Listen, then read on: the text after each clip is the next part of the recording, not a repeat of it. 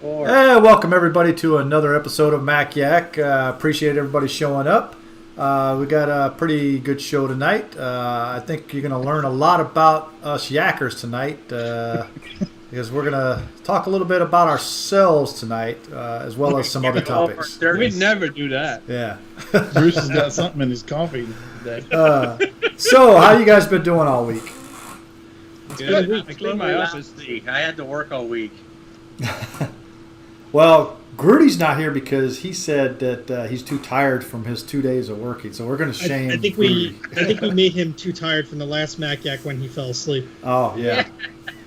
I have to agree if with it you. makes anybody feel better, I was actually sleeping until Greg rang Skype. That woke me up. I didn't ring it. I actually just started Here it. in my chair with a YouTube video playing in the background. All right. Prada says hi. Huh? So when you fall asleep, Mike, do your cats dictate the videos? What's that?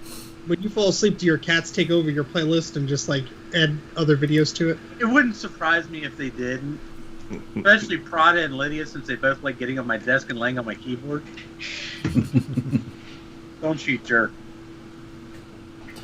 All right, guys. So we don't have any news to announce tonight, so we'll just go ahead and hop into our. There is go one ahead. thing that I read about right before the show started, and that is Apple updated their Find My specifications to allow third-party individuals to, have findable devices like bicycles and things like that. So that just all these AirTag stuff has been going around for forever. And now it seems like there's finally some action happening on this front. So Apple didn't release any hardware yet, but they've updated their specifications and their programs, I guess, to start accepting third-party things soon. So okay, well, that's cool. Yeah, If you can't make it yourself, might as well have someone else make it. Yeah, I think it's like iOS 14.3 or later or whatever, but It's this whole. I'm pasting the link into here. But it sounds interesting though, because there's probably going to be a lot of hardware that supports it, and I'm glad not just Apple is making the hardware, because they'll have an overpriced shiny thing that you can't replace the battery of. So. No, yeah, probably that you have to take it in and pay like $50 to have a battery replaced. Here's right? this $50 tracker. Can I pay $50 to have the battery replaced in it? I'm sorry, Take my $49. money. Yeah, and then $10 labor. Yeah, that was really the only bit of news I saw. Okay.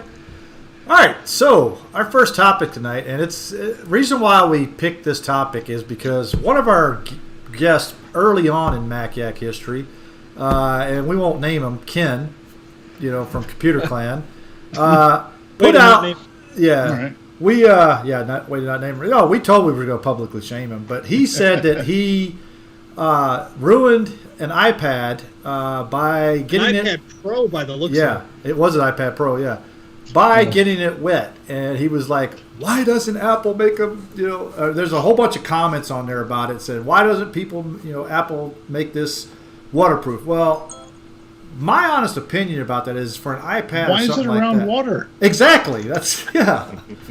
Well, when you're in a bath and there's scented candles and you got your jacuzzi going, it's very easy to fall asleep. Okay, we don't want a picture of that as Ken there. Sorry, that's a picture I want. Let's get it out of our mind. Sorry, you asked.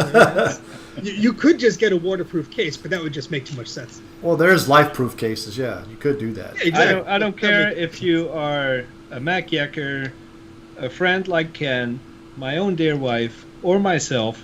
If you are...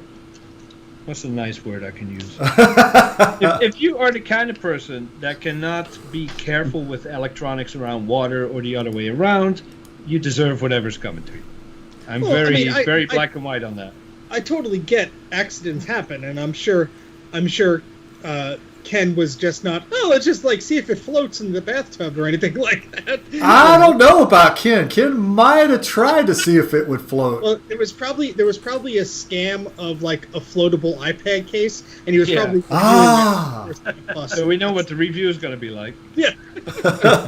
Well, See, I know now he has to go happen. find one. Now he has to iPad Pro is a scam. And reverse engineer, work backwards on the episode. Now that he found a problem, he has to go and find a scammy case. I know accidents happen, and I accept it, and I know that I can be a klutz sometimes. That's why I have only stuff with a cap on it around my electronics. If I drink anything from a glass, it's on the table or somewhere else. But I never have a glass of water or soda or whatever on my desk. Well, let me demonstrate all how to right, not spill Rocky. water on a keyboard. Well, let's talk about Do we this need- a little bit. Do we need to get the gif of Rocky pouring water on the keyboard on purpose? Nah. Let's talk about this because I know, Steve, you've actually gotten water in a MacBook before because you said that. Can you tell us that story again? Oh yeah, so I had a water cup before this one at work. That's why this one has a top on it.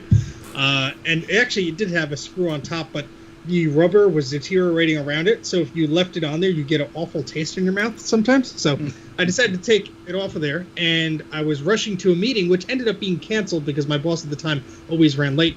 And so I went to grab my laptop, and it's a MacBook Pro 15-inch, and it's just sitting there, and the bottle just went bleh, and it went bleh all over the keyboard. I'm like, because that was the first time I've ever. That's a lot of sound effects. Exactly. Those are great sound effects. You asked. So it's like, and then so the water's all over there, and I'm like looking at it like, that just happened, huh? And so I hold the power button to force shut it down. And as I'm putting it on the ground, it turns back on. I'm like, crap. So I'm like holding down the power button again. And that's when I frantically texted Jay. And I'm like, what do?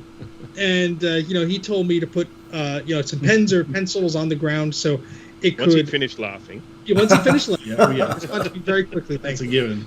So I put some paper towels on the ground. I put the MacBook in its open position like this, but on its side, so the ports were facing down. But I put 2 pens or pencils or whatever to hold the laptop up slightly so the water could drip out of everything. So that was an interesting time to be at work because I was very unproductive for the rest of the day. Hey, Trina, you may want to reword your thing. And nobody else could see it but us. So don't Yes, you may want to reword what you. But the Who approved it? I don't know. That was me. I wasn't paying Anyway. attention. I seen I show it. I figured it was. she redacted it. Anyway, Trina, you're not going to get any iPod socks with that attitude. So, I was like, Mike, what are you doing? thankfully, But the end result, Steve, is that you are still using that laptop today, right? yes, I was going to say the IT guy at the office knew that I knew more about the machines than they did. So he said, bring your tools in, take it apart, see if you can fix it. And it's sitting right here. I use it every day for work. And besides the sound, the headphone port being slightly misaligned for me putting it back together in haste, everything works fine. Sweet. So why don't you fix that and put it back together? Right? Because you have to literally take out every single screw of the damn computer, and it's not worth it enough to me because you can plug your headphones in, and it's perfectly fine. And all the ports, you can plug the things in, just like Okay. slightly misaligned, and it's not my machine, so I don't care. Pride, man, pride. It's an Apple product. You're supposed to have pride in that. Yeah, an Apple product I don't own, and that no. Yeah. No. Does anybody else have any water horror stories? I I just know spill because things I'm all the careful. time. Well, I know spill you. things on my keyboards, my laptops, everything, all the time. I just do it all the time. So you're And just then I have saying to go and you're. repair them. So that's how Bruce learned. Yeah, I don't because I'm careful. I'm yeah. not. I've never done it on a personal device. The only thing I think I got water damage was my old GPS in my car, and it was like a monsoon outside, and I stepped out of my car, and it was like a trigger of perfect events of horrible things because the suction cup of the GPS failed. It trickled down, like it hit the dashboard, then fell out. Then the USB cable that was connecting it to the car power unplugged, and it just like sat in the perfect little puddle where there was like an accumulation of water. It still worked afterwards after a bag of rice, but yeah. Yeah. Last time I spilt something on the keyboard, it's these ones, these keyboards that, you only have to, get the tiniest drop of water. All right, and Rocky. they die. Yes. And right, I got soup on it last time, I think, from memory.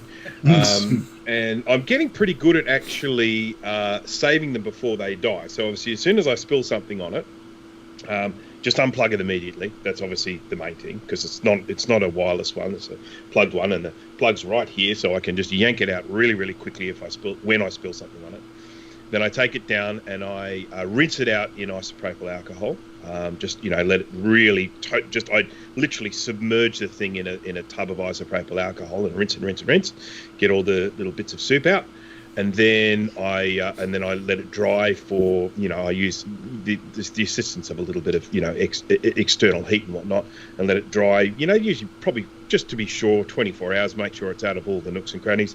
And 9 times out of 10, they come back good. So, yeah. So you don't put it through your ultrasonic? No, just the rinse in the isopropyl. Important question, Bruce. What type of soup was it? It was a little cup of soup type thing. I think it was chicken noodle soup from memory. Yeah. I think it might have even had little croutons in it. I was going to say your chickens probably don't like that, do they? I don't think there's much chicken in it, to be honest. What happened to that? This is a wireless keyboard from Apple.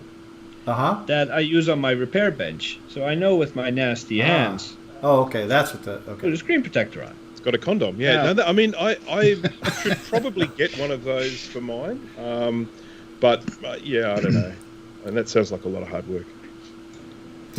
Now the keyboard I currently use doesn't have.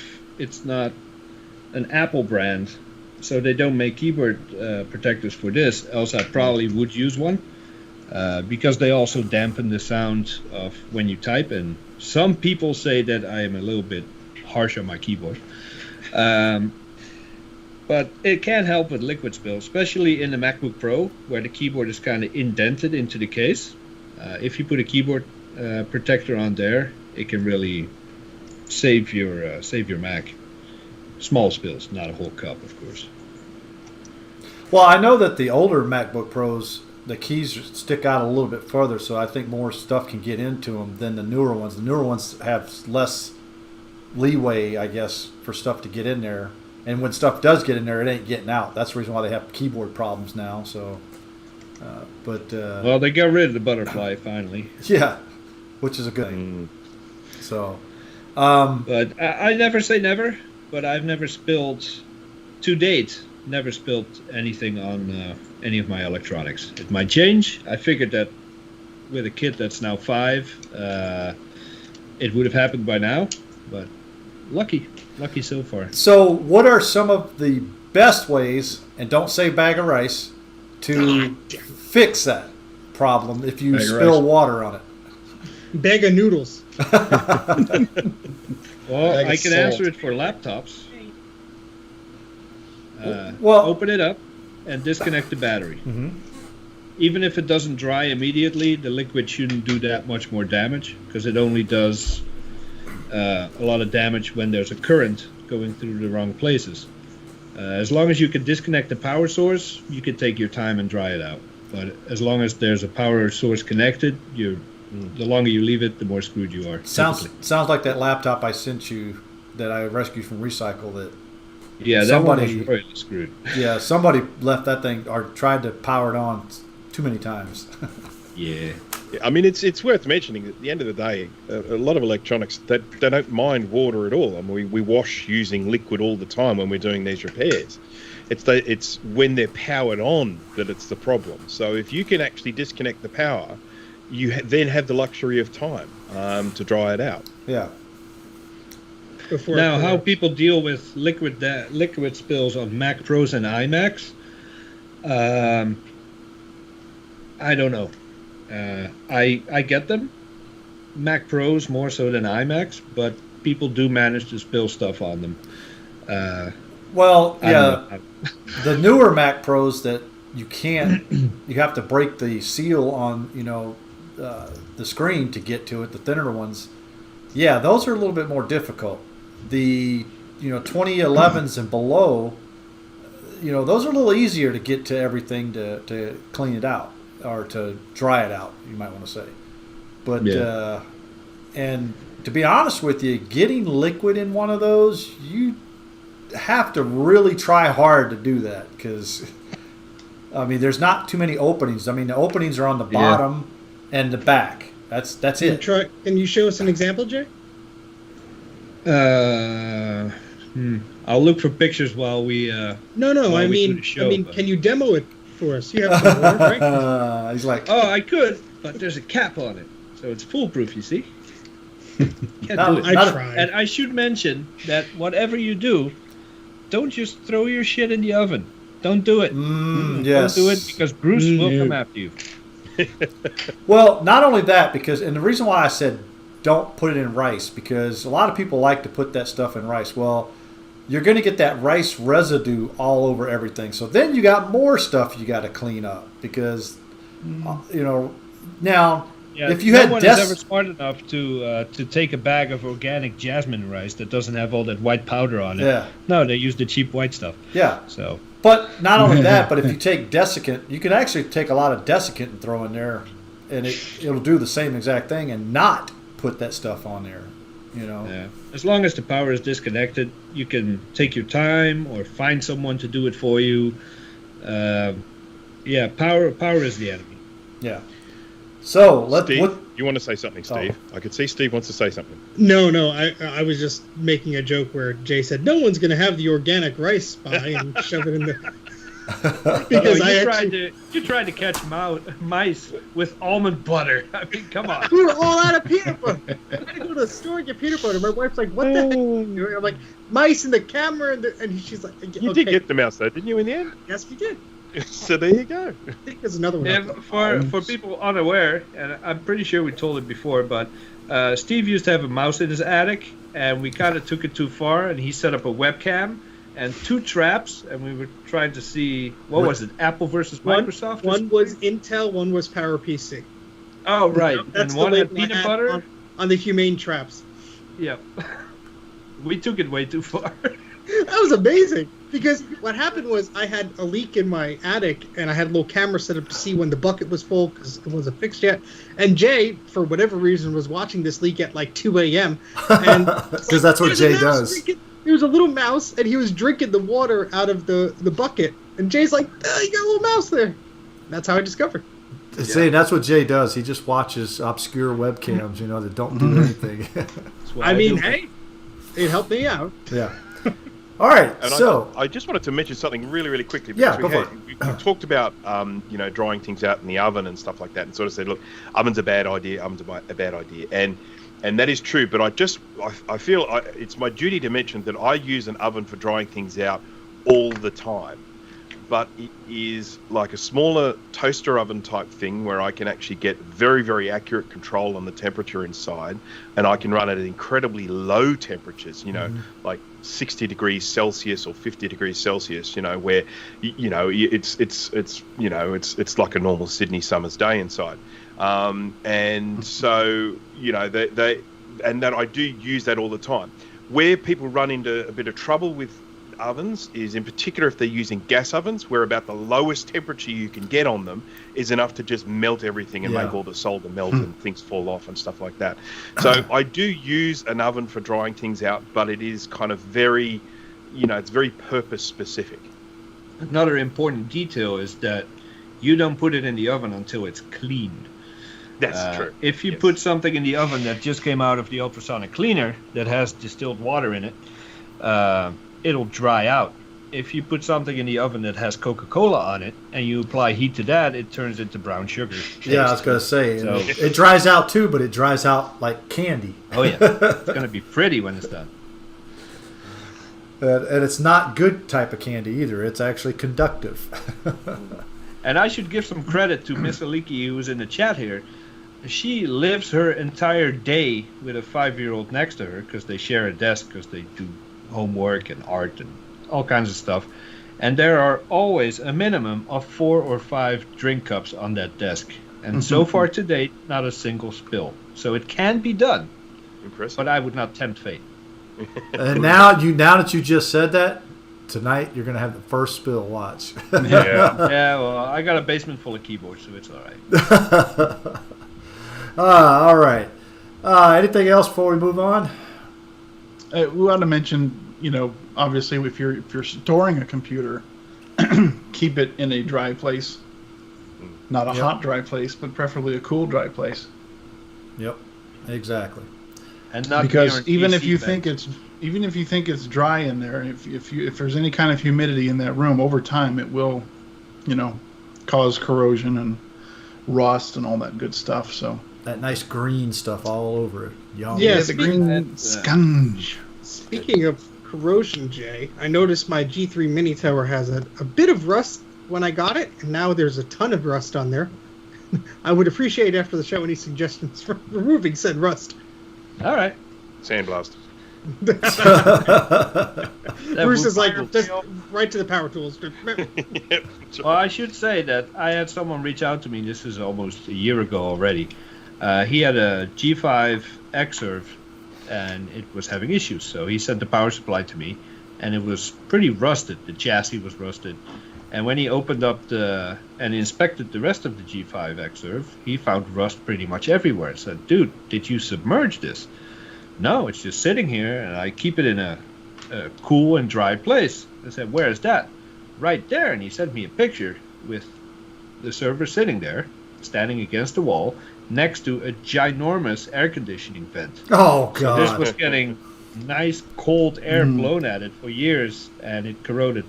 Well, yeah, because that nice cool air has moisture in it. That's how air conditioners work. Yeah, so air conditioning vents, while it's nice to keep, it manages the humidity in your house pretty well, an air conditioning, but don't put anything valuable near the vents, because that'll have an opposite effect. Well, I mean, that's pretty much what an air conditioner does. If you look like in Arizona, they use swamp coolers in Arizona, and a swamp cooler puts, humidity in the air to cool it down. That's how, it works. So, yeah, that's not a good idea. Well, to have air conditioning is good to take humidity out of the air. Right. But what's the word I'm looking for? When it's condensation, you get condensation when it's blowing directly at an object. Mm-hmm. Yeah, and that's if what's there's any causing moisture problems. in the air and that object is then cool, any of that moisture in the air is going to condense onto that item. Exactly. Yep. Yep. Yep. So don't blow it directly onto it. That's probably not a good idea. Yeah, And I'm always, Michael's workshop disagrees, and he's going to tell us all about how it does work in the meantime. Yeah. I know exactly what Michael is saying, and we just covered it there in the last 20 seconds. Okay. Air conditioners do dry the air out, but what we're saying is that if there is any moisture in the air and you have something that has been made cold, it's going to attract the condensation. Right. Yeah. All right. So All right. he might agree, but there's a delay. So Yeah, and I'm talking more about a swamp cooler type of air conditioner, which basically puts moisture into the air. So That's right. Oh. Yeah, Because because in of course they're only of use in areas in of dry dry climates. heat, Yeah. very dry heat. So that'd be pointless here in Sydney. Yes. All right. So next topic on the list is repair services, and this actually came up because we saw a post where some people were talking about repairs and why it costs so much. And I think Steve has some good stories about this, because I think this is one of the biggest reasons why we put this topic here, because somebody, yeah. So I'll let Steve take it a little bit here. Well, I mean, Can you pass it back to me when you finish it? Okay. yeah, Bruce, why don't you give a start? No, you go, please. So I know there's a few different things that we're probably going to get into with this topic, but yeah, I mean, especially with things that are of a certain vintage or things that are difficult to repair, especially like we said, water damage and all these other nasty things that can happen to a computer. You're sort of at the mercy of the individual repairing it, because it's not something that you get parts for readily anymore. And these, if you're repairing stuff like Bruce and I repair stuff, is like 20, 30 years old already at some time. So you're sort of at the mercy of these individuals. So you don't want to tick them off, and you also just want to be respectful of their time and everything. And And look, I price my services the way they are because I do a lot of testing. I have the right hardware to test it.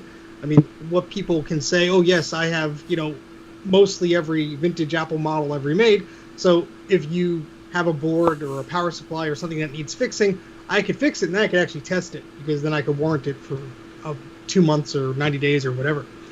So I think what the guys were getting at before was there have been a few individuals that have reached out to me in the past, and I have no ill will towards these individuals. It's just funny, and I don't care who you are. It's funny to me.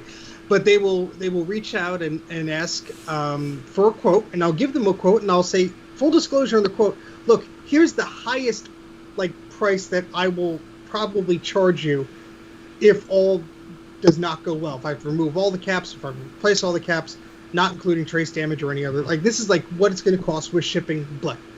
And some people will go, never respond to me. Some people will be like, yeah, that's great. And others will be like, yeah, no, it's too expensive. I'll go with somebody else, or I'm going to do it myself.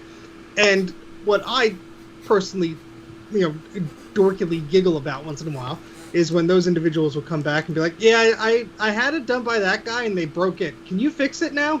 Or, they'll say, oh, I had a go at it myself and now, there's a short or something blew up or whatever. And I'm like, yeah, I'm probably going to have to charge you the same amount of work now because not only am I going to recap it and repair it, I have to figure out what you did or what somebody else has done to try and fix the thing. So that's sort of my rant. I'm sure Bruce has some good stories as well, though.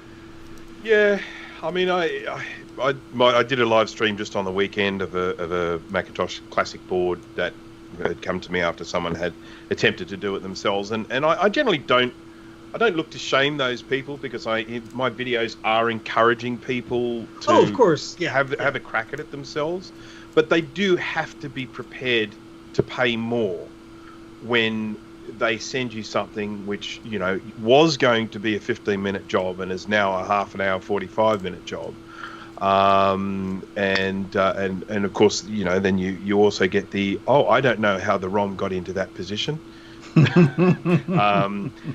sort of response as well, but the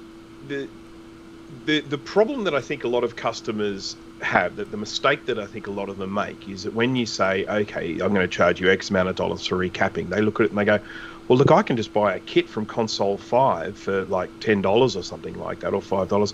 Why are you charging so much? How come it's so expensive? I know how much the caps cost. So, what's all this extra money for? And, obviously, labour is a given. There's time involved. You've got to put a value on your labour. There's got to be a cost there. But it's not just labour. It's equipment, soldering irons, microscopes, solder, all the consumables. It's experience. If I can do something in a fraction of the time as someone else, then surely I'm going to charge more for my time, because it's experience and that has enabled me to get that quick at it. And so there's more than just the cost of the caps when it comes to these things. So there's more than just the cost of labour. There are lots of other additional things. And then of course the classic thing where someone just sent me a board the other day to recap with a recapping kit, which I'm probably not going to do anymore. The caps in this recapping kit were corroded, and so I had to spend all this time kind of cleaning them up. I have control over the capacitors that I buy. I have control over the conditions they're stored in. So when I go to do this job and I pull out a capacitor that won't stick to the board because all the pins on it are corroded, and I have to go in there and clean that capacitor up. That's a really frustrating thing. But more importantly, when I got the thing and I open it up, this is a device that I've never worked on before, and I find a great big swollen capacitor. It's all puffy, you probably can't see it, but it's all swollen at the top and leaking at the bottom. And when I measure it, it just measures as open with the, when I try and measure its capacitance, it's absolutely shot. It's probably the reason why the device doesn't work properly. And it is a 33 microfarad 200 volt. I don't have one of those. I have probably a couple of hundred different types of capacitors, but I don't have that one because it's not a device that I would normally work on. I had to order those. Minimum I could get is 5 of them, plus the cost of delivery. So, and delivery usually isn't cheap, Bruce. At least for me, it's like $10, $12 per delivery. Yeah. So even if you order like $1 or $2 of capacitors, you and I probably tend to order more frequently than most people do, and we try and bundle up those orders to order more at the time. But if somebody says, "Oh, those caps are like $10," it's like, yeah, then there's $10 delivery. Yeah. And look, if someone's asking me to do a Macintosh classic analog board, I know I've got all those caps in stock. But then when someone sends you, say something weird, I don't have the cap in stock. I've got to order it in, and there's cost to that. And then that board's now got to sit and wait while I wait for that capacitor to come from overseas. I mean, look, I have to admit, I have never really had any issue with people complaining about the cost of recapping. And that's probably because I live in Sydney and everything is so bloody expensive here. But generally, when I quote people the price for recapping, they're fine with it. Some people do just say no, it's too expensive. I'm going to do it myself. You sort of never hear from them again, or you do hear from them again when they wreck it. Now, what I wanted to talk about is it's getting into a little bit of what we're kind of put this subject up is repair services. Okay, so now we're talking about you two guys are just basically a hobbyist repairer. Now we also have these big box companies that actually offer repair services, stuff like that. And I'm going to share a story that just happened recently with me. So my daughter has an Apple Series 1 watch, okay, which is an original watch that Apple came out with. And she has the iPhone XR. Well, she updated the iPhone, and all of a sudden, it wouldn't sync up with the phone anymore.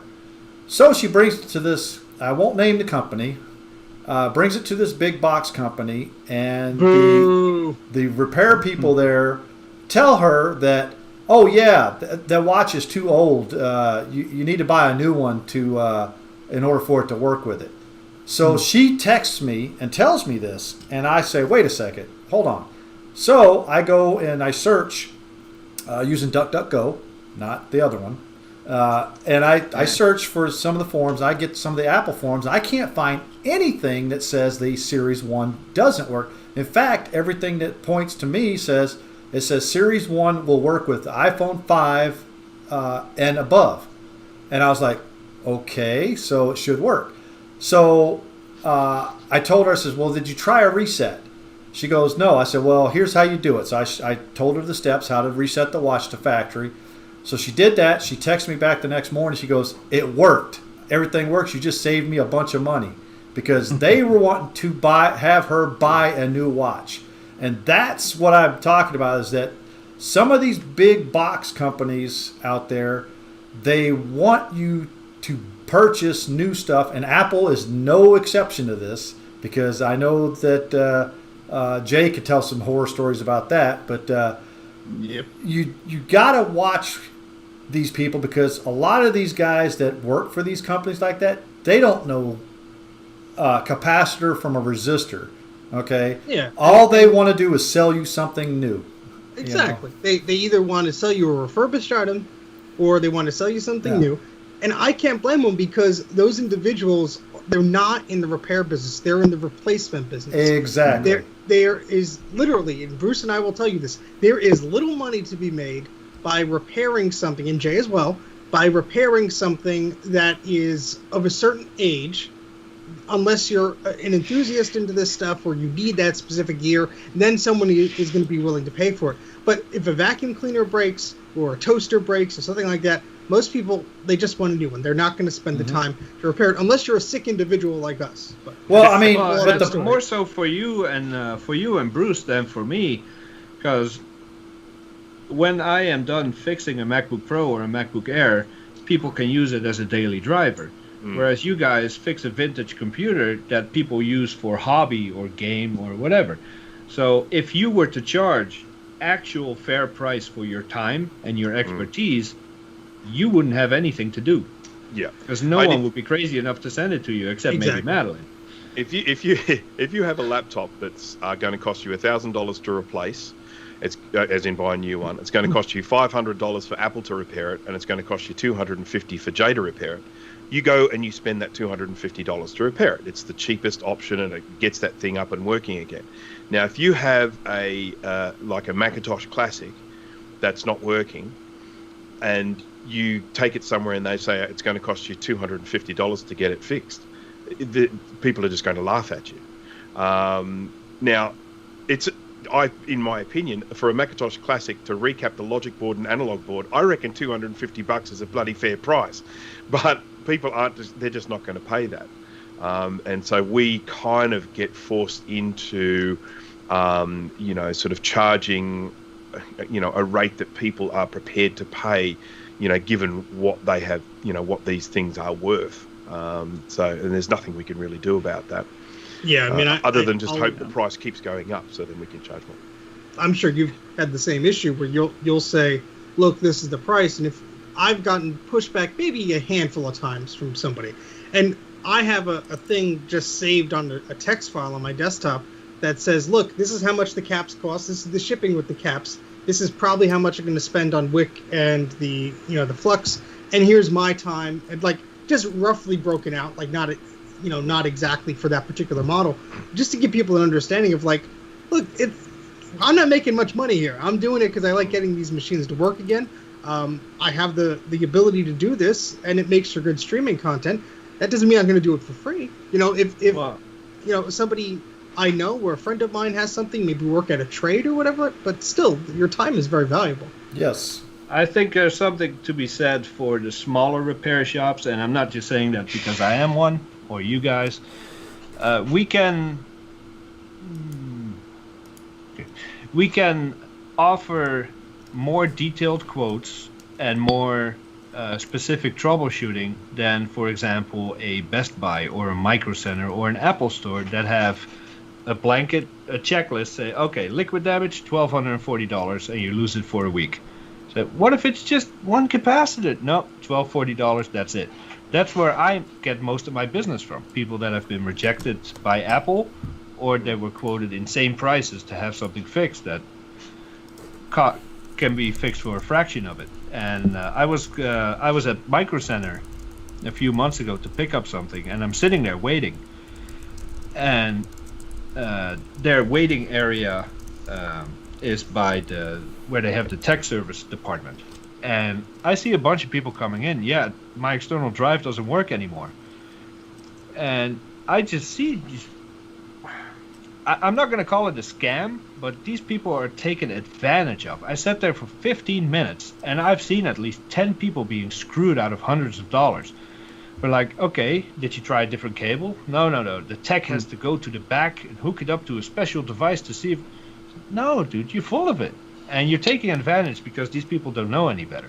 But what I'm trying to get to is whether you go to a one-man shop like us, or a big box store like Micro Center, Best Buy, Apple, you have to be reasonably informed about what could be going on so that you know when you're getting scammed.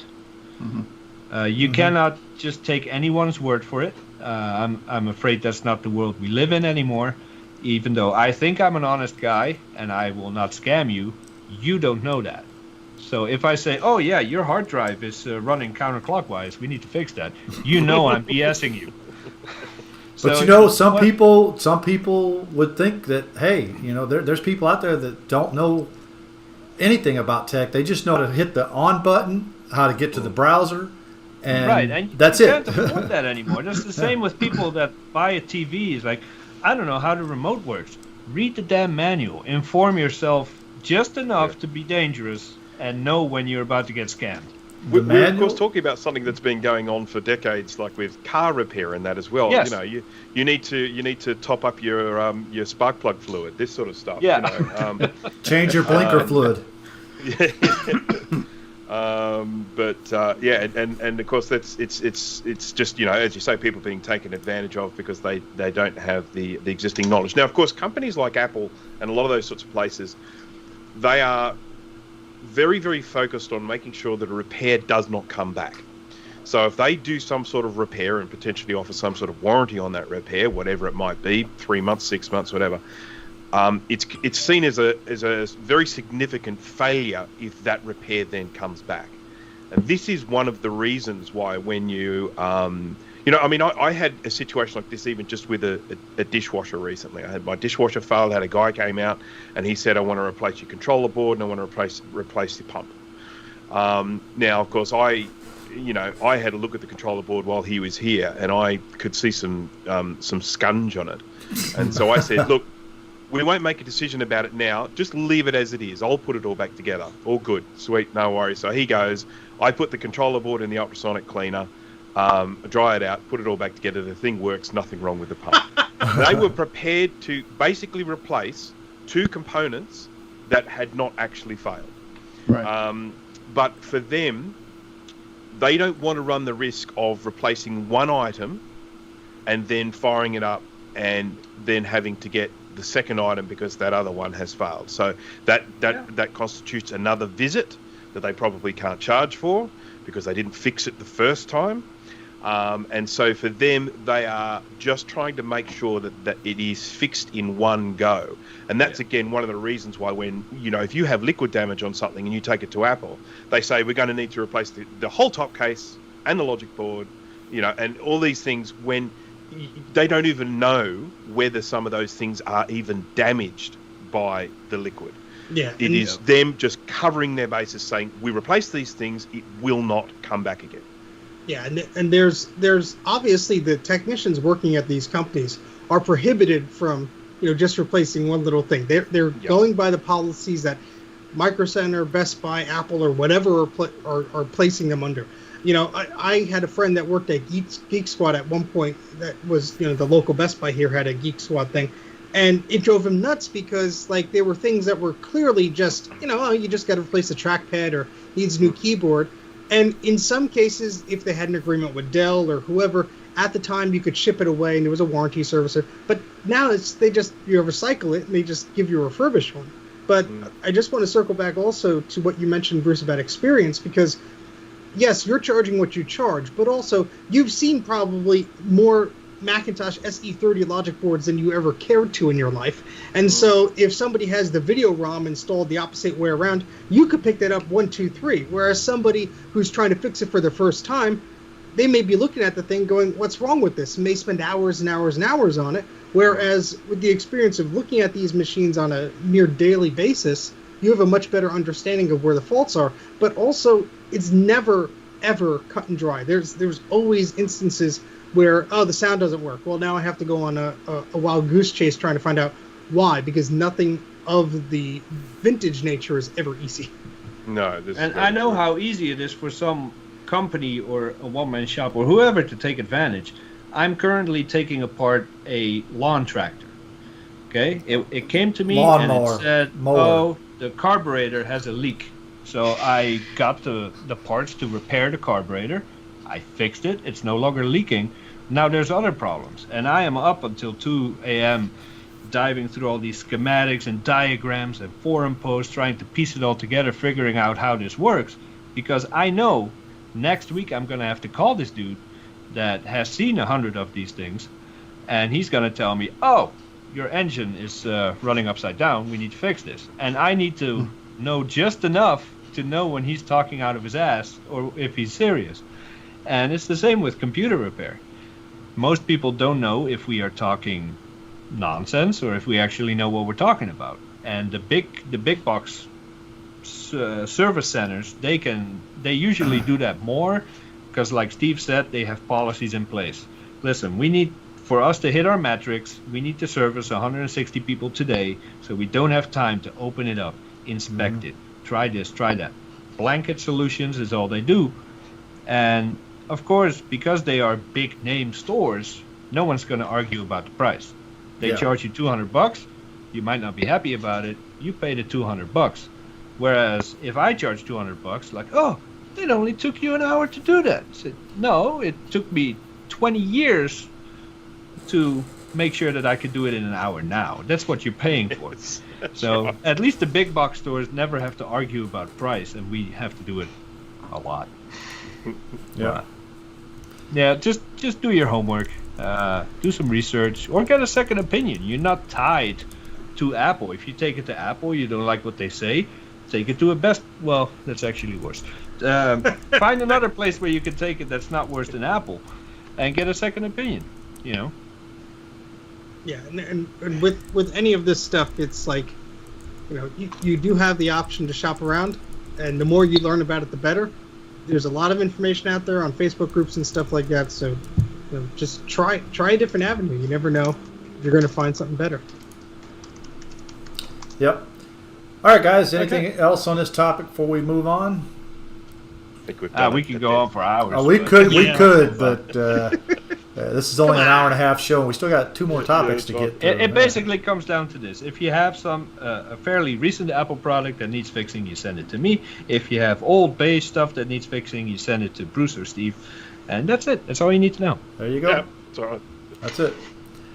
All right, so our next topic is going to be a pretty good one because we haven't really talked about what do us as Mac Yakkers like to do when we're not talking about Macs. And now, Steve, you probably only do Macs. That's it. So you don't do anything else. But What the heck are you talking about? My wife consistently tells me I have too many hobbies.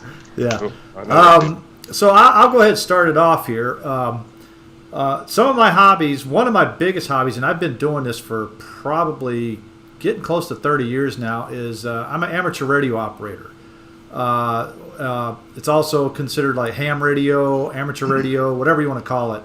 I am licensed by the FCC. I actually did have to go and actually take tests to actually get the license. It's not like they just give them out and you go and buy them. You can't actually even buy them. In fact, when I took my tests, the only thing I paid for was the tester's time. That was it. The FCC doesn't charge. Nowadays, I heard that the FCC is actually starting to charge for the license, but for the last 30 years that I've been doing this, they haven't done it. And my license will be coming up for renewal. However, that kind of segues into what I do with the Macs, because being a ham radio operator actually allows me to use the computer with ham radio, because there's a lot of digital stuff. So if you go to my channel, this is like a shameless self-promotion here, Mac Attack, I do have some ham radio.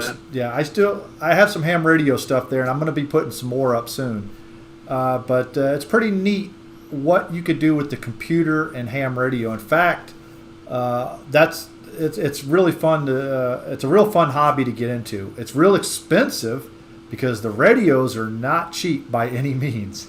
If you think collecting Macs or even buying a Mac Pro is cheap, some of the radios that are out there for sale put that Mac Pro to shame.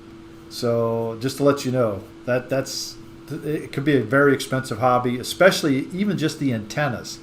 Putting up a tower antenna could run you into tens of thousands of dollars or more. So a lot of people get into that and they talk around the world, and I've actually, believe it or not, Bruce, I've actually made contact with other ham radio operators in Australia on HF. Yeah, so it's a pretty neat little hobby. What do you talk about? So you set up your radio, and you make you I guess you make connection with somewhere else in the world. What sort of stuff do you talk about? About anything, to be honest with you. That's the beauty of How's the amateur weather? radio. That's pretty much a lot of the things is how's the weather, how's my signal getting to you, how you hear me 5x9, and if anybody doesn't know what 5.9 means, 5 is the signal strength and 9 is the actual quality of the signal. So you'll hear 5x5 or 5.9 or 5.99, stuff like that. RST is basically what it is a readability, signal, and tone is the third letter. But anyways, I'm not going to get too much into that. But yeah, you do talk about everything, Bruce. I mean, we've talked about family, what our other hobbies are, what we like to do, stuff like that. I don't have it here right now because most of my stuff is getting packed up, but my ham radio stuff is pretty much all packed up in a storage unit right now because I'm in the process of slowly moving stuff, and on the 24th of this month I will be moving. So there we go.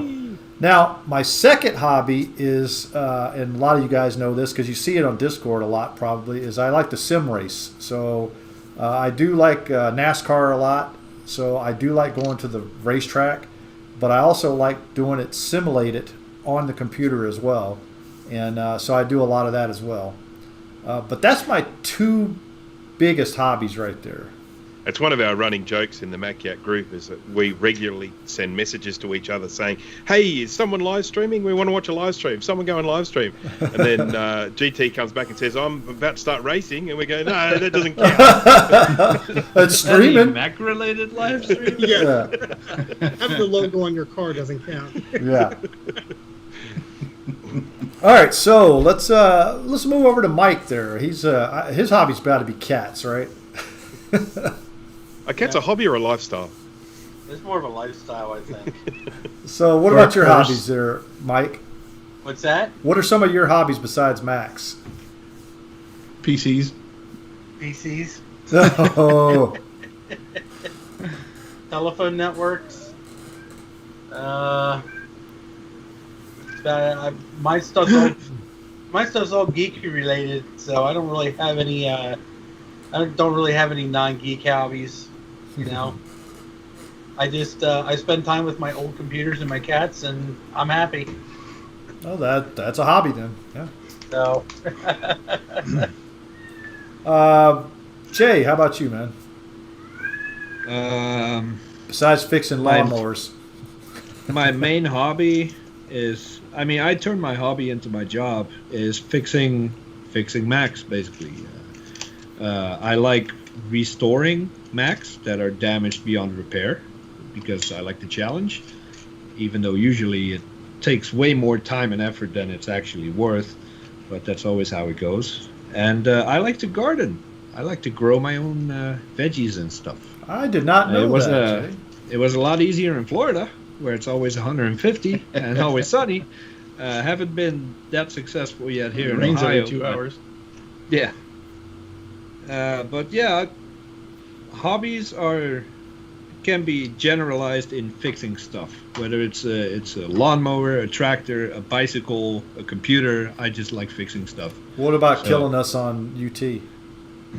It's not a hobby anymore. If you don't do it for more than 6 months, it's not a hobby anymore. Hopefully, it'll be a hobby again soon. Yeah. Let's go over to Dana here.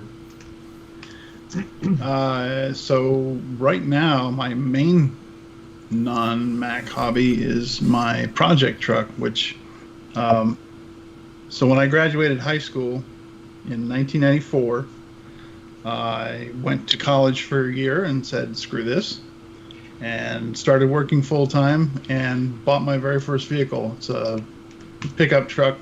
I still have it today. It actually had some issues back in 2009, and it sat in my garage for 12 years. I think I only started it once during all that time. But here, 2020 was my opportunity to start working on it and getting it fixed, and now it's like old times again. So lots of great memories with it, and I take it out whenever the weather's nice. If the weather's not nice, I don't have to drive it. I have a daily driver.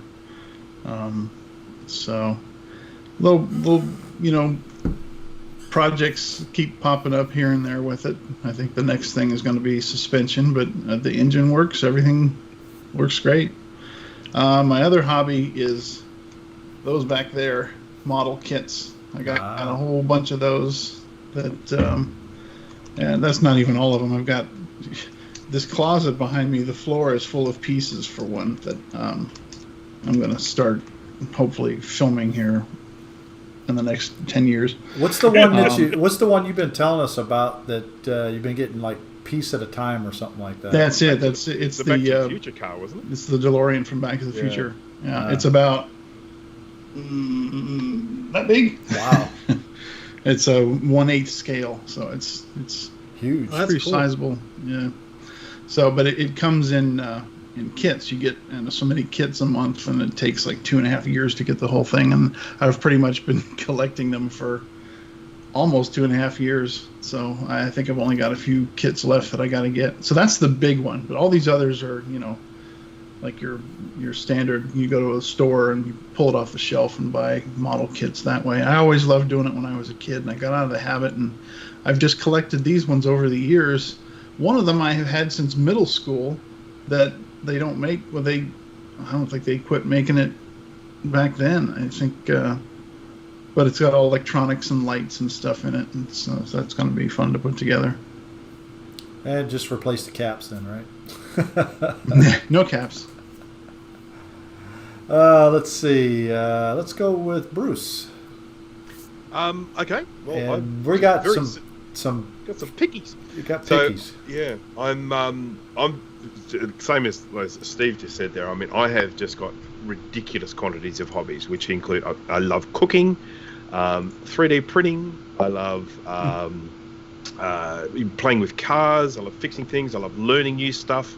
I love that all those sorts of things. But one of the other sort of hobbies that I've had for a while is astronomy and astrophotography, and that's what the slideshow is all about. So there is a picture of I'm not sure what that is. Anyone know what that is?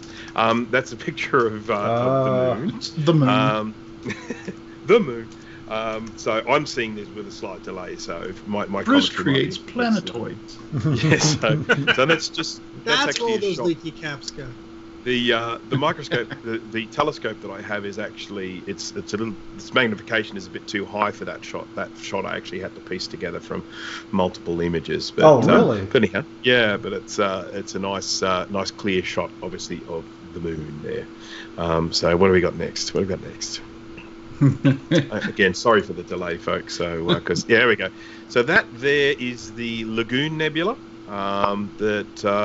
These are done with a photographic process called stacking, and that's where you take lots and lots and lots and lots of short exposure photos with a digital camera, and then you put them through a stacking tool, which goes in and essentially gets all of the pixels, lines them all up with each other, averages out what the sort of the light intensity is, and it allows you to create a long exposure out of using lots of short exposures. And the big advantage is if something goes wrong, a plane flies across or something like that, you can just take that one image out without wrecking the whole exposure. So as I say, this is the stacking process allows you to get quite incredible long exposure type detail. And this is just done in the backyard here in sort of Western Sydney. So that's that one. And what do we got next? I think the next one is another. That's Jupiter there. Not my best shot, but it is Jupiter, and you can clearly see the big red dot there in the bottom right hand corner of that image there. Mm-hmm. So and you can of course very clearly see all the lines. Once again, this is done using that photographic stacking process where you just take lots and lots and lots of still images and then average them out. And the last one I think, which will come up soon, is I think it's called Eta Carinae Nebula, something like that. Oh yeah. That's a supernova, isn't it? It probably was. So there are generally two types of nebula in there. There's the ones that are stars forming, so they're gases coming together to form stars, or the other nebulae are stars that have exploded and left all their gases behind. So so anyhow, and as I say, these are all just shot in the backyard using a MEAD, MEADE telescope. So anyhow, that's that sort of for me. So I think I've taken up the time. So who's left? Steve. Oh. Yeah, Steve. Last I but not wasn't least. prepared for the show and tell. Welcome to my TED Talk. No. I mean, I first off, those are excellent photos, Bruce. Thank you for sharing. Thank you. It's very cool. That was really cool. I have a telescope I have to dust off, literally. So it'd be fun to use one I day. have one too, but I think it was made by Fisher Price. It won't do that. My first telescope. Copyright 1979 or something. You know what's this long and it's yellow and blue and green. And what's funny about that? When I was a kid, I actually had a reflector telescope. My first time actually looking at an eclipse of the moon was through that telescope, and I stayed up like to about 11 or 12 at night, just to see a full eclipse of the moon. I think I was maybe 7 or 8, The moon is still one of the most glorious things to watch with a telescope, because you just get such incredible detail with it being so close. And if you've got a decent enough telescope, you're looking at Jupiter and Saturn is quite amazing, because you can so clearly see the rings of Saturn. You can so clearly see some of the moons of Jupiter through a half decent telescope. I mean, it's a lot of fun. I mean, the astrophotography was what I focused on mainly, trying to capture good photos of what I was looking at. But just stargazing is just, it's great fun stuff. Yeah. All right, Steve. Sorry, Steve. Fixing things is something I've always enjoyed doing. Messing around with old computers. I mean, it's just like I've been a dork for this stuff since before I could remember. Always messed around with an old Mac or something like that. So it's just part of me. I think that's all of us. Yeah, it's kind of scary. But I enjoy movies and music and stuff like that. I like collecting weird formats like laser discs and mini discs and things like that. Things that didn't really make it in this country, but were popular in other areas and things like that.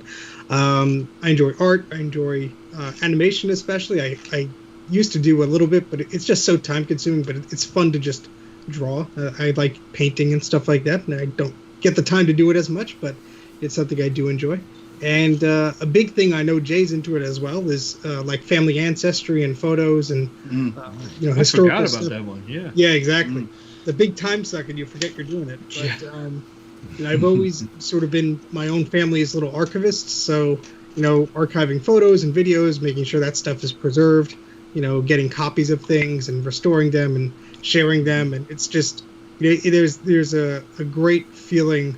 When I was able to show my grandma some videos or photos that she's never seen before, or she thought they were long gone. It's such a nice thing to do, and it preserves a lot of your family history, which is important to me. So I thought that was a fun thing to do, and it sure takes up a heck of a lot of time.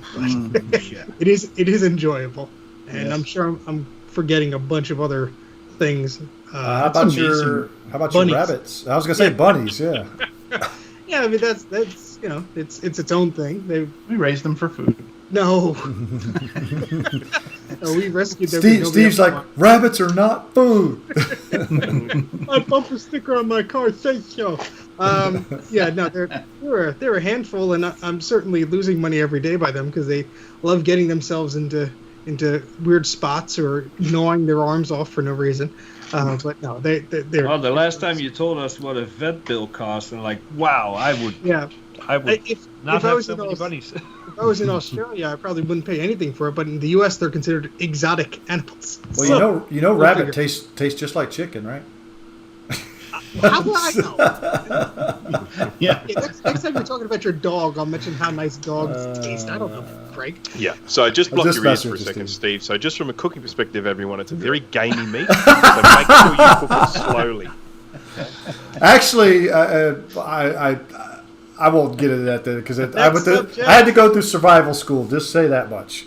Well, Steve, if you are done covering your hobbies, you jostled my memory and freed up 2 more. As of recent, 3D printing has become a hobby. Not so much the printing itself, but 3 of us. troubleshooting 3D printers has become my hobby.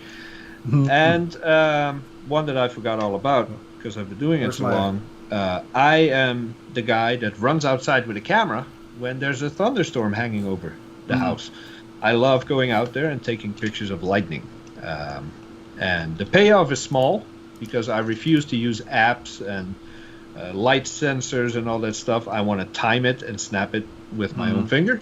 So I don't often get good shots, but the times I do, it makes it all worth it. My wife hates it. Because she always thinks that I'm not coming back inside when it happens, but it's so much fun. Especially we were talking about it. There's some volcano in Iceland that's erupting last week or this week, and we were talking about it. And just whatever nature does, whether it's destructive or beautiful, it puts me in awe.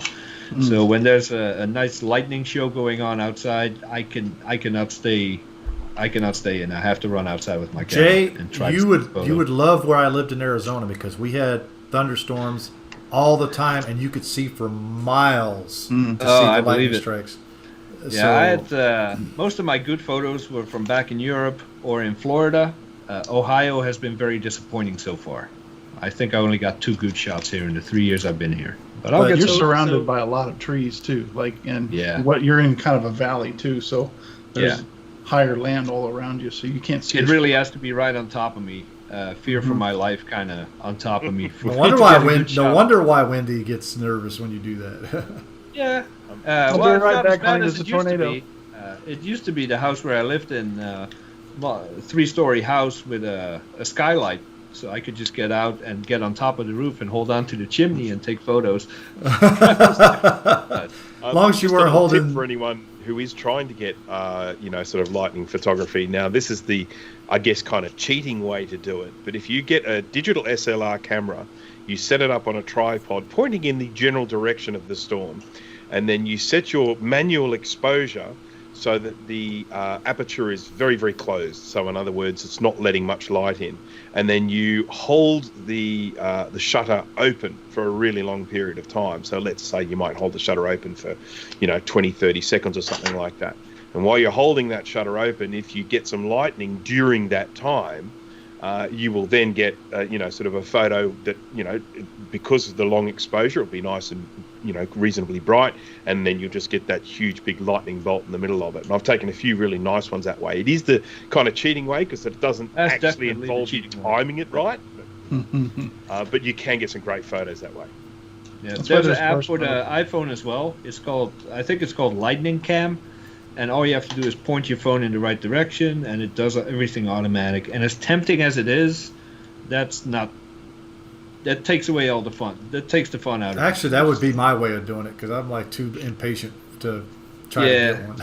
Have you ever tried And, using? like Steve said, I'm sure there's many other hobbies, but maybe they are so normal for me that I don't consider them hobbies, or I don't know.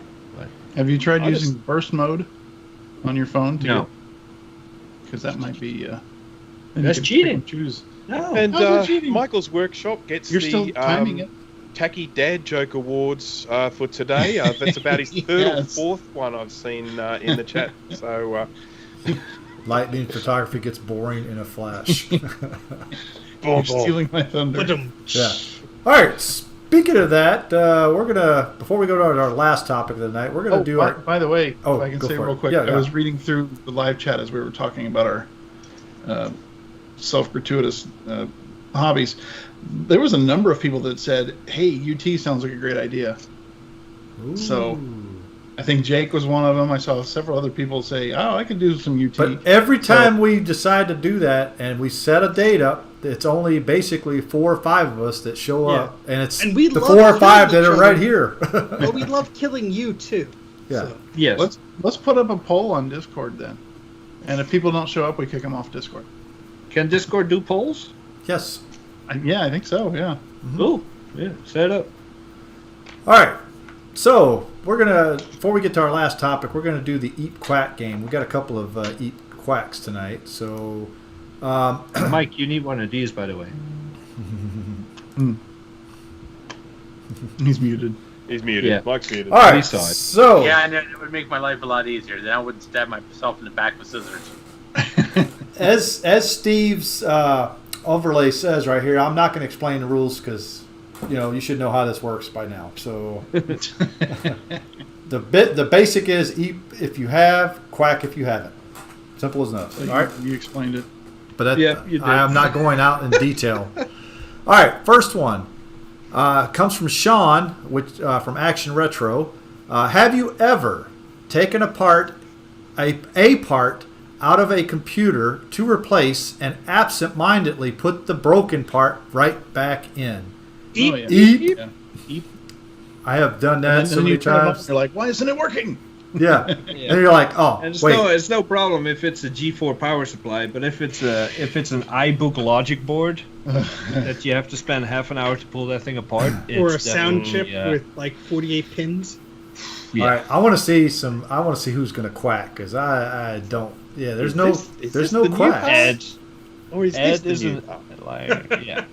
That's Bruce, Oh, reenacting Retro the- Techie, you're a liar too. Come on. Here at Mac Yak, we don't shy away from calling See- our viewers liars. Yeah. Yeah, everybody should know by now. If you ever quack at something, you're basically called a liar. Yeah. Instantly. Well, it depends on what it is. There are some things that I've actually quacked on here because it's like I haven't done it. So, all right. Liar. So the next one comes from Clouds. I don't know his real name, but he's on our Discord server.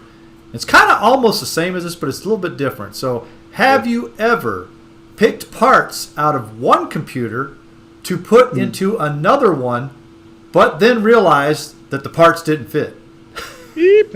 Eep. And Grudy, if he was here, he would be a big eep. Oh yeah. Did anyone Oh, yeah. see my live stream from last week where I was swapping over the logic board into another chassis, and it's like you get, put it together, and then went to go connect up the monitor cable and go, hang on, this one's a little bit wider than the other one. Mine on that one is basically putting either memory or the hard drive, especially like the MacBooks, because MacBook Pros, because they use a different hard drive cable. Sometimes they look almost the same, but the connector's slightly different. And you go in and you're like, this is not fitting. I wonder why. So yeah, or the memory, because if you're using DDR2 versus DDR3, you think, oh wait, this should take DDR3, and you put DDR3 and it's like, wait, this is DDR2. Sorry. Well, at least the RAM that we use for modern computers has a sticker on it that says what is what. But when I see Steve or Bruce or any of That old those stuff. age people looking for RAM, what is this? Not a single sticker, marking, text, stamp, anything. It's like, Yeah, how it's the mad. hell do you figure it out? There are model numbers and serial numbers and things, but you have really no good way of looking it up unless you have a chart that has been put together over the past 30 years by conscientious people who are willing to share it. It's one of the reasons how I always know when I'm using RAM here. I know whether it's my RAM or my customer's RAM, because all of my RAM is labeled. Because if it's not, it is just the biggest pain in the backside. I did that with mine when I went through. I used that chart, and all of the ones I was able to identify, I just flat wrote on them with a black permanent marker. I said, "This is a 4 meg stick, and I don't care because this is mine." Yes.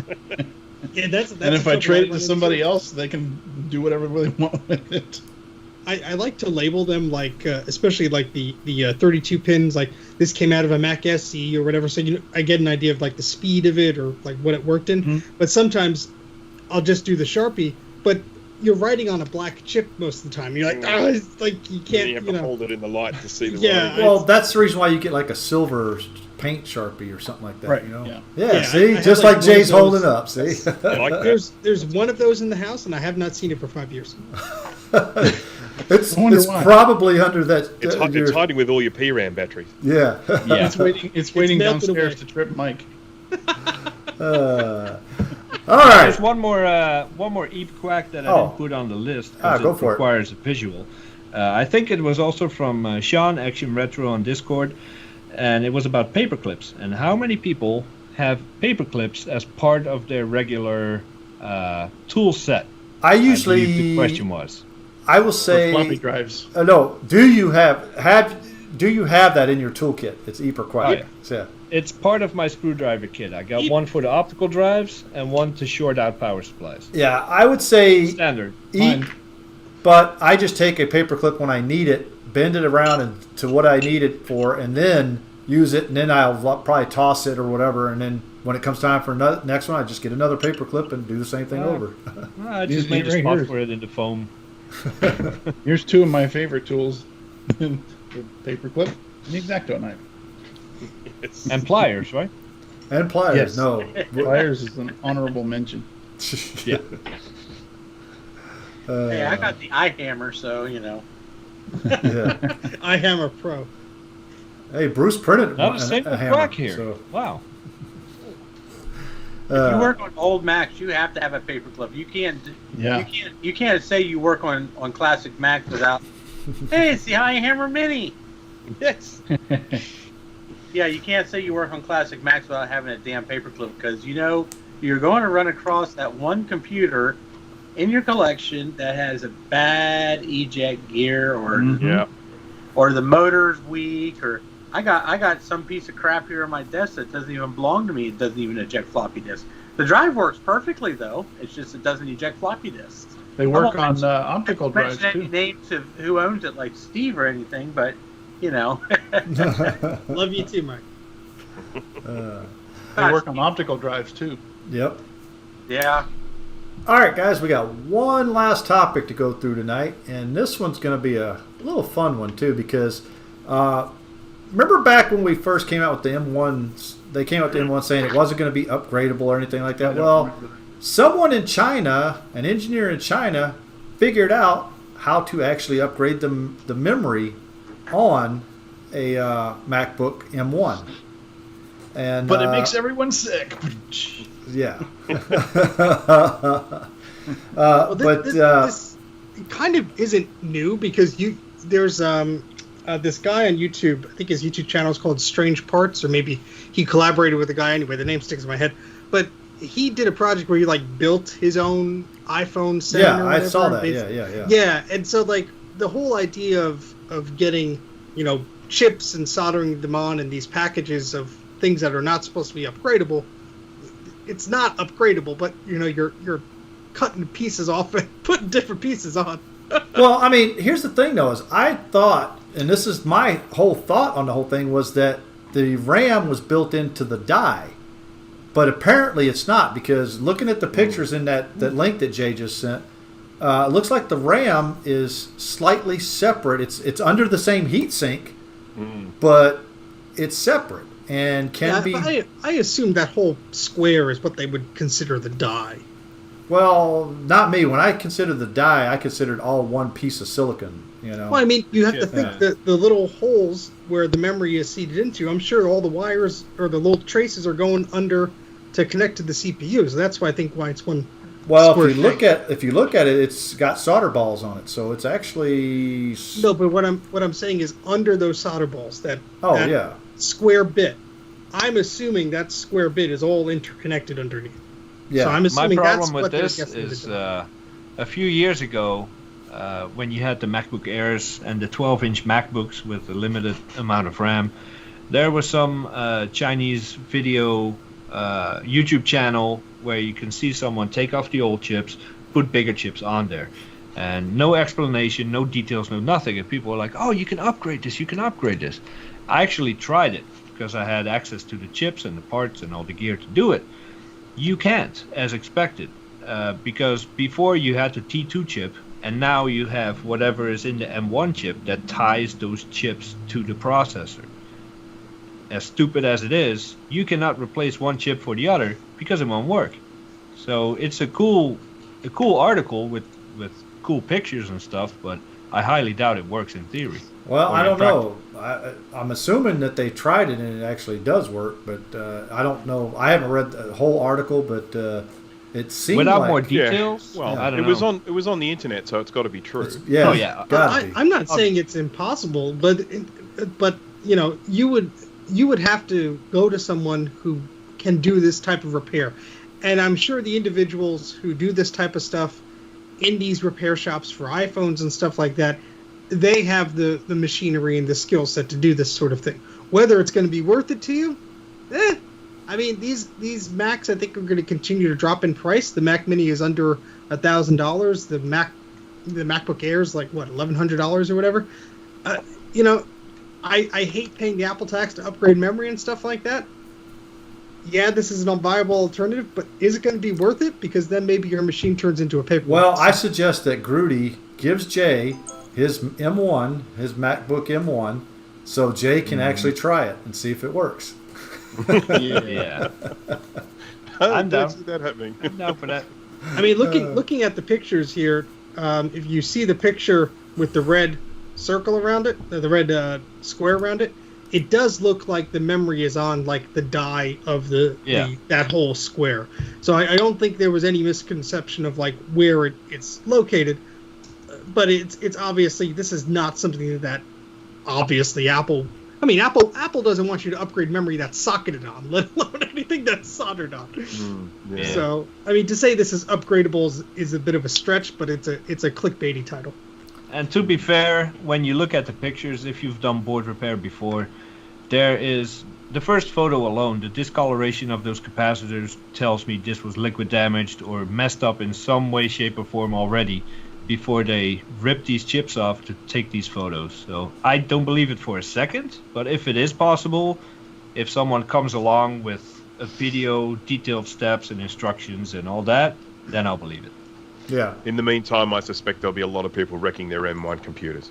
Yeah. And blaming this Jay's guy. about to get a whole lot of more business. Well, they can just take it to the Apple Store. Hey, Jay doesn't replace CPUs. Sorry. Well, no one is willing to pay me for that kind of time and equipment.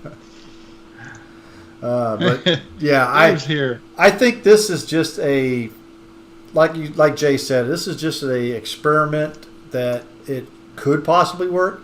However, is it cost effective? Is it worth destroying a $1,000 MacBook? You know, that's the question. Well, yes, if the MacBook isn't mine, yes. If it's mine, no. Yeah. So I mean, that's the key question is, do you really want to buy this brand new thing? Now, I can see if it's like, let's say 10 years down the road and you say, okay, it's starting to get long in the tooth and you've already got a replacement for it, then go ahead and play with it and see if you can actually upgrade it. But the thing just came out, less than 6 months ago. So I don't think people are going to want to do this. It's a brand new computer. That's why I'm saying that the board already looks damaged when you look at the discoloration of the solder and stuff. So it's probably just a PR stunt. Well, I mean, you're talking about a Chinese engineer, and those Chinese guys, they do a lot of weird stuff over there to fix stuff and like Steve was saying, the guy from Strange Parts, he actually built an iPhone out of parts. One time he actually took the actual RAM out of an iPhone and replaced the RAM and upgraded the RAM on an iPhone. He actually did that himself, and it actually worked. He had to actually go in and had a programmer to do it, because you can't just replace the RAM, because you actually have to put the bootloader and all the other stuff in there, and it has to have all that. But he had the equipment to do it, but it's a lot of expensive equipment just to do that little project that he did. Yeah, so I'm sure, I sure hope so that eventually we'll get an M1 or an M series based Mac with upgradable memory and things like that. Hopefully, so maybe you don't have to worry about this crap anymore. Yep. All right, so I think we've reached pretty much the end of the show tonight. So if anybody's got anything else before we go. David's here, so that means we're done. Yeah. Anybody got anything going on this week as far as streaming, self promotions? I am not cleaning my office. Yeah, every time you say that, you don't. Oh, come on. I give up. Look at this. What were you saying, Mike? I said I'm actually making a video. Actually, the video's done. I just actually have to edit it now. Yay! You're going to beat me to it. Yeah. First time in a couple of months I've done one. Well, probably the first time in like 6 months I've done one. Looking forward to it. Do we hear that cat in it? No.